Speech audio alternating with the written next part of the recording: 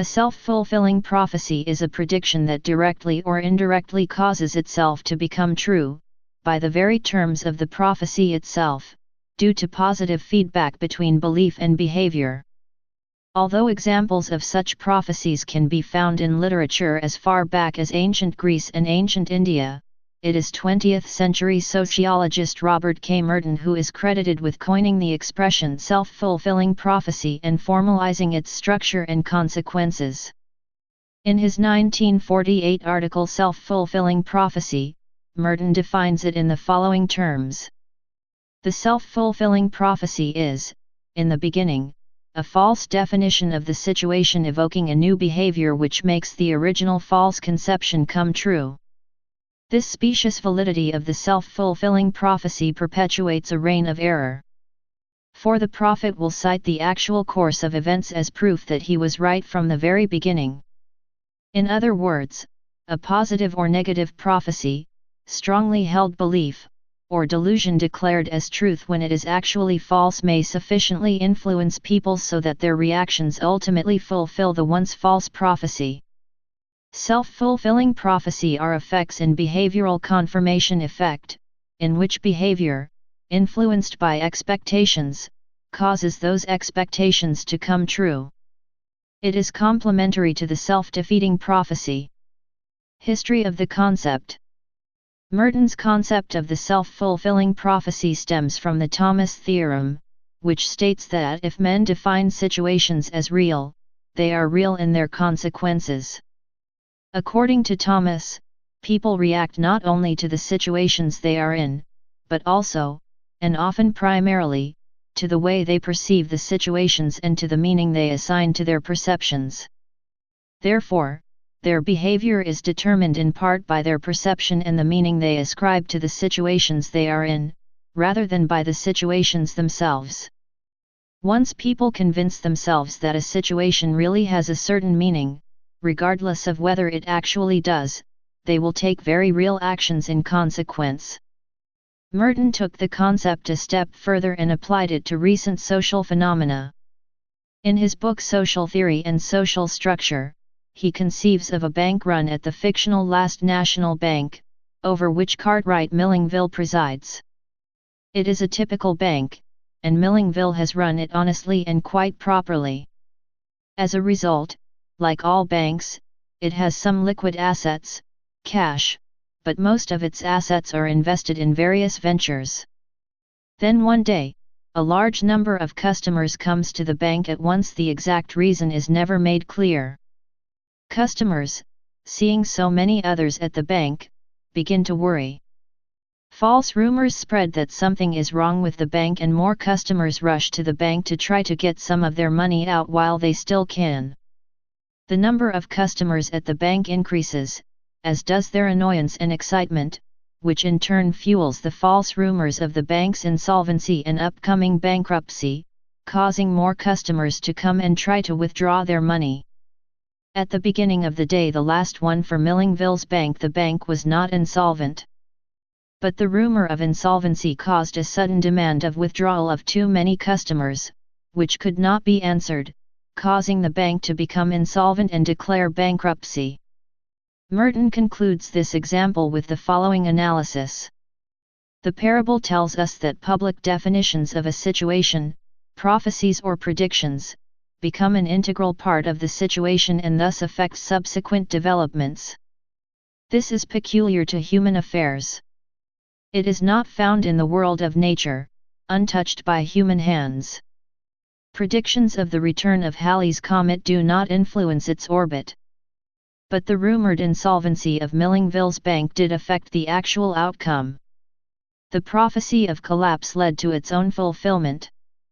Merton concluded that the only way to break the cycle of self-fulfilling prophecy is by redefining the propositions on which its false assumptions are originally based.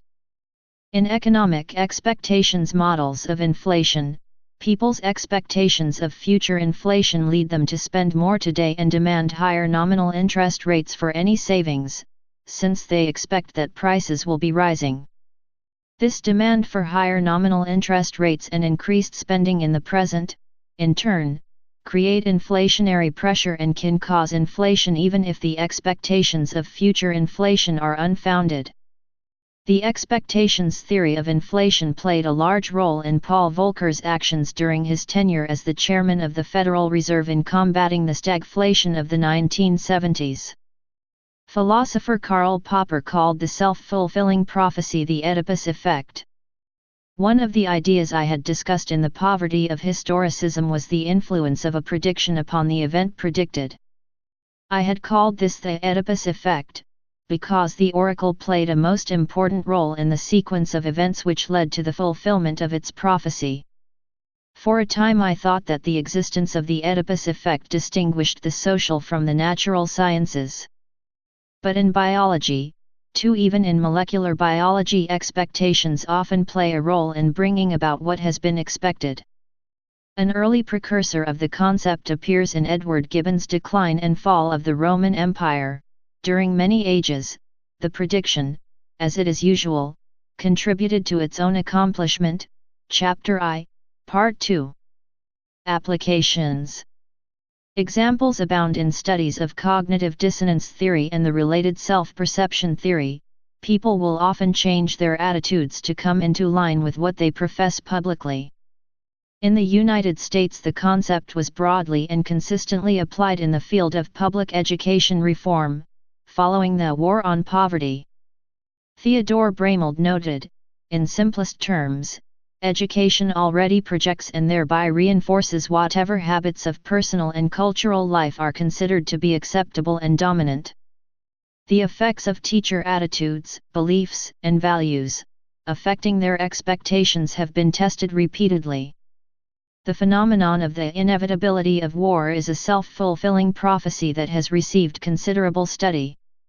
The idea is similar to that discussed by the philosopher William James as the will to believe.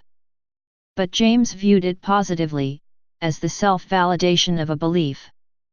Just as, in Merton's example, the belief that a bank is insolvent may help create the fact, so too on the positive side, confidence in the bank's prospects may help brighten them. Similarly, stock exchange panic episodes and speculative bubble episodes can be triggered with the belief that the stock will go down, or up, thus starting the selling/buying mass move, etc.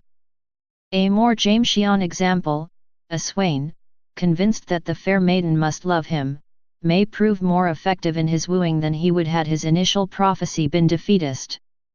There is extensive evidence of interpersonal expectation effects where the seemingly private expectations of individuals can predict the outcome of the world around them. The mechanisms by which this occurs are also reasonably well understood. It is simply that our own expectations change our behavior in ways we may not notice and correct. In the case of the interpersonal expectation effects, others pick up on nonverbal behavior which affects their attitudes. A famous example includes a study where teachers were told arbitrarily that random students were going to blossom. Oddly, those random students actually ended the year with significantly greater improvements. Other specific examples discussed in psychology include Clever Hans effect, observer expectancy effect, Hawthorne effect, placebo effect, Pygmalion effect, stereotype threat. Sports. In Canadian ice hockey, junior league players are selected based on skill, motor coordination, physical maturity, and other individual merit criteria. However, psychologist Robert Barnsley showed that in any elite group of hockey players, 40% are born between January and March, versus the approximately 25% as would be predicted by statistics. The explanation is that in Canada, the eligibility cutoff for age-class hockey is January 1, and the players who are born in the first months of the year are older by 0-11 months, which at the pre-adolescent age of selection, 9 or 10, manifests into an important physical advantage. The selected players are exposed to higher levels of coaching, play more games, and have better teammates. These factors make them actually become the best players, fulfilling the prophecy, while the real selection criterion was age. The same relative age effect has been noticed in Belgian soccer after 1997, when the start of the selection year was changed from August 1 to January 1. Stereotype. This specific form of self-fulfilling prophecy is very common and takes many forms. For example, the expectancy for a political party to act in a certain way based on race, religion, gender, and much more can eventually lead the said party to imitate the stereotype. Literature, media, and the arts. In literature, self-fulfilling prophecies are often used as plot devices. They have been used in stories for millennia, but have gained a lot of popularity recently in the science fiction genre. They are typically used ironically, with the prophesied events coming to pass due to the actions of one trying to prevent the prophecy. A recent example would be the life of Anakin Skywalker, the fictional Jedi-turned-Sith Lord in George Lucas' Star Wars saga. They are also sometimes used as comic relief. Classical. Many myths, legends, and fairy tales make use of this motif as a central element of narratives that are designed to illustrate inexorable fate, fundamental to the Hellenic worldview. In a common motif, a child, whether newborn or not yet conceived, is prophesied to cause something that those in power do not want to happen. This may be the death of the powerful person. In more light-hearted versions, it is often the marriage of a poor or lower-class child to his own. The events come about, nevertheless, as a result of the actions taken to prevent them. Frequently child abandonment sets the chain of events in motion. Greek. The best-known example from Greek legend is that of Oedipus. Warned that his child would one day kill him, Laius abandoned his newborn son Oedipus to die, but Oedipus was found and raised by others, and thus in ignorance of his true origins. When he grew up, Oedipus was warned that he would kill his father and marry his mother. Believing his foster parents were his real parents, he left his home and traveled to Greece, eventually reaching the city where his biological parents lived. There, he got into a fight with a stranger, his real father, killed him and married his widow, Oedipus' real mother. Although the legend of Perseus opens with the prophecy that he will kill his grandfather Acrisius, and his abandonment with his mother Danae, the prophecy is only self-fulfilling in some variants. In some, he accidentally spears his grandfather at a competition, an act that could have happened regardless of Acrisius' response to the prophecy. In other variants, his presence at the games is explained by his hearing of the prophecy, so that his attempt to evade it does cause the prophecy to be fulfilled.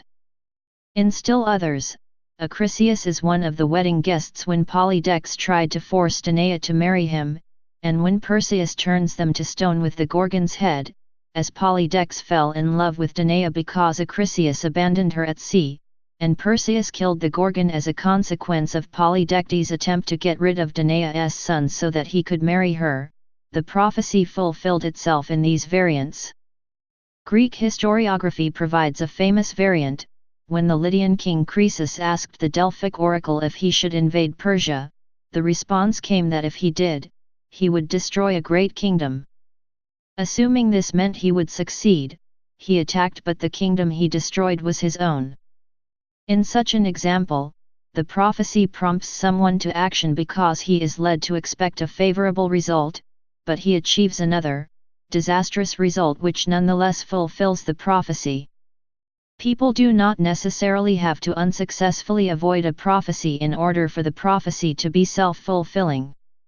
For example, when it was predicted that Zeus would overthrow his father, Kronos, and usurp his throne as king of the gods, he actively waged war against him in a direct attempt to fulfill this prophecy.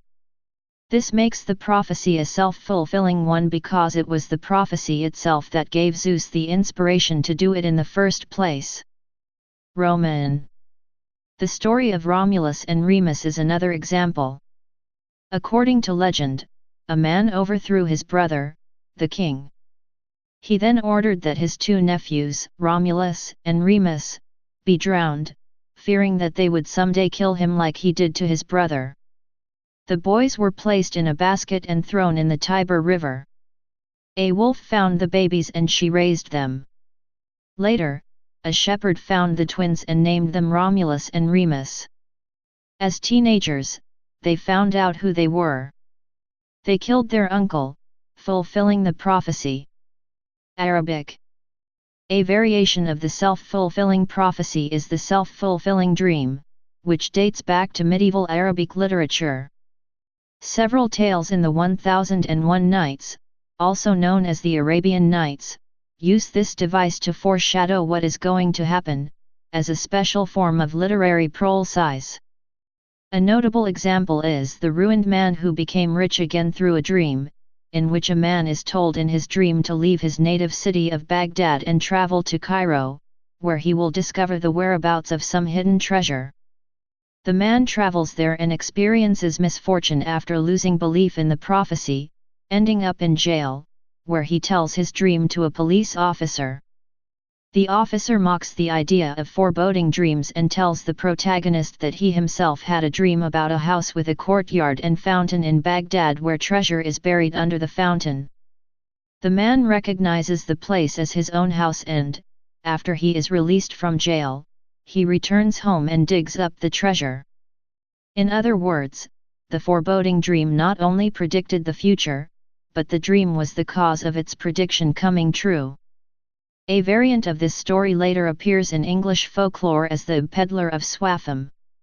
Another variation of the self-fulfilling prophecy can be seen in the Tale of Atuf, where Harun al-Rashid consults his library, the House of Wisdom, reads a random book, falls to laughing and weeping and dismisses the faithful vizier Ja'far ibn Yahya from sight.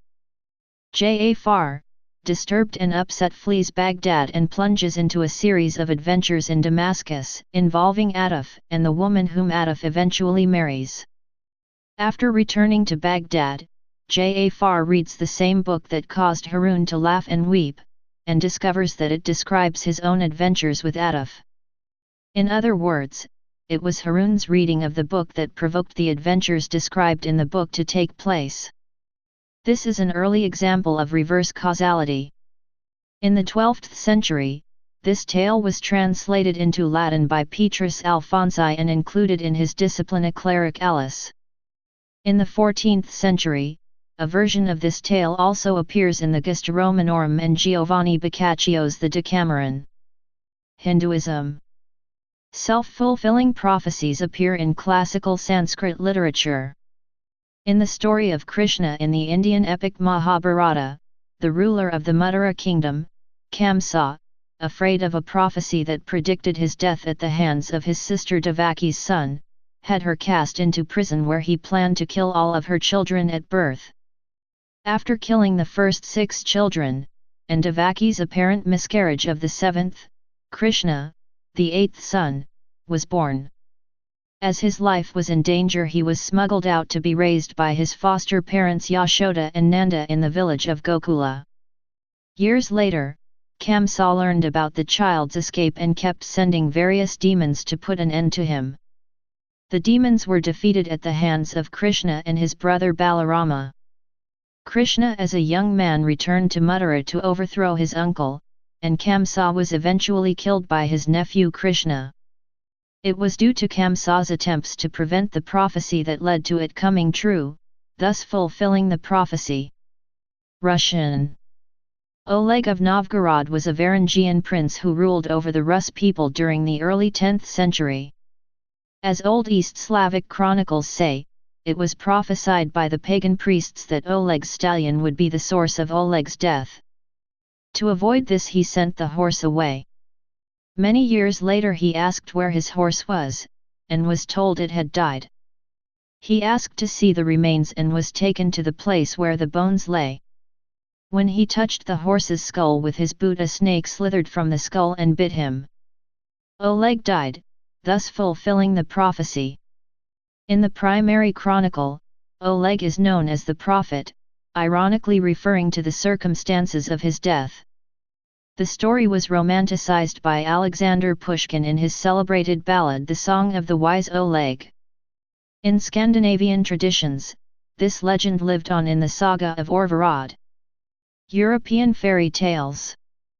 Many fairy tales, such as The Devil with the Three Golden Hairs, The Fish and the Ring, The Story of Three Wonderful Beggars, or The King Who Would Be Stronger Than Fate, revolve about a prophecy that a poor boy will marry a rich girl, or, less frequently, a poor girl a rich boy. This is story type 930 in the Arne-Thompson classification scheme. The girl's father's efforts to prevent it are the reason why the boy ends up marrying her. Another fairy tale occurs with older children. In the language of the birds, a father forces his son to tell him what the birds say, that the father would be the son's servant.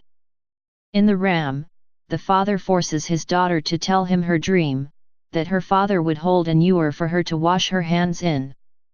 In all such tales, the father takes the child's response as evidence of ill will and drives the child off. This allows the child to change so that the father will not recognize his own offspring later and so offer to act as the child's servant. In some variants of Sleeping Beauty, such as Sun, Moon, and Talia, the sleep is not brought about by a curse, but a prophecy that she will be endangered by flax, or hemp, results in the royal order to remove all the flax or hemp from the castle, resulting in her ignorance of the danger and her curiosity. Shakespeare. Shakespeare's Macbeth is another classic example of a self-fulfilling prophecy. The three witches give Macbeth a prophecy that Macbeth will eventually become king, but afterwards, the offspring of his best friend will rule instead of his own. Macbeth tries to make the first half true while trying to keep his bloodline on the throne instead of his friends. Spurred by the prophecy, he kills the king and his friend, something he, arguably, never would have done before.